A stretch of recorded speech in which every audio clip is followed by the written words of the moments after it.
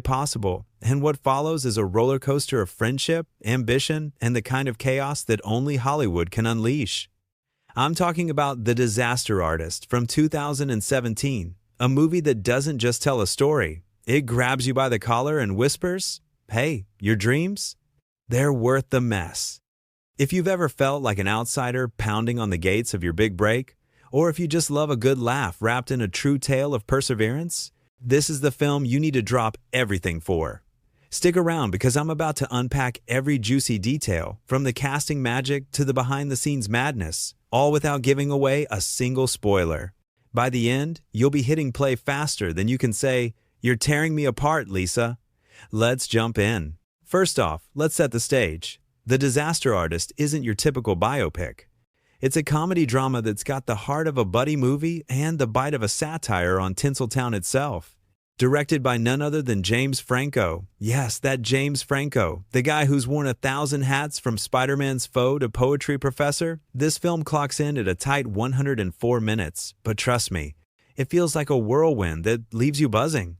Released in 2017, it hit theaters on December 1st in a limited run, expanding wide just a week later on December 8th, and even got the fancy IMAX treatment in select spots for that extra immersive punch.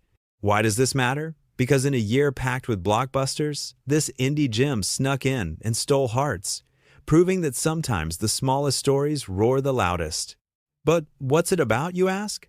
Without spoiling a thing, it's the true story of how two aspiring actors, the enigmatic Tommy Wiseau and his pal Greg Sestero, forge an unbreakable bond in a San Francisco acting class back in 1998. From there, they hightail it to Los Angeles, guns blazing for fame, only to slam headfirst into the brick wall of rejection.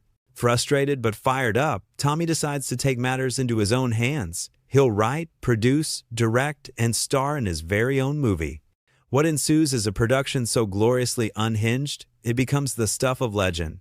It's not just about making a film, it's about chasing dreams with reckless abandon, the kind that makes you cheer, cringe, and chuckle all at once. If you've ever rooted for the underdog or marveled at the sheer audacity of human ambition, this movie will have you hooked from frame one.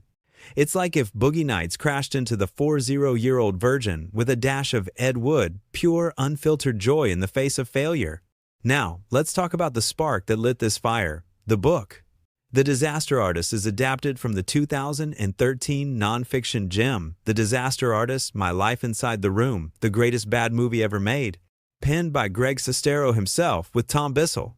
Published by Simon & Schuster, that book's a riot, a memoir that peels back the curtain on the making of The Room, a 2003 indie flick that's earned cult status as, well, let's just say one of the most gloriously terrible movies ever put to celluloid. Sestero's tale of his friendship with Wiseau reads like a fever dream, accents, oddball decisions, and a budget that vanished into thin air. When Seth Rogen's production company, Point Grey Pictures, snapped up the rights in February 2014, it was a match made in outside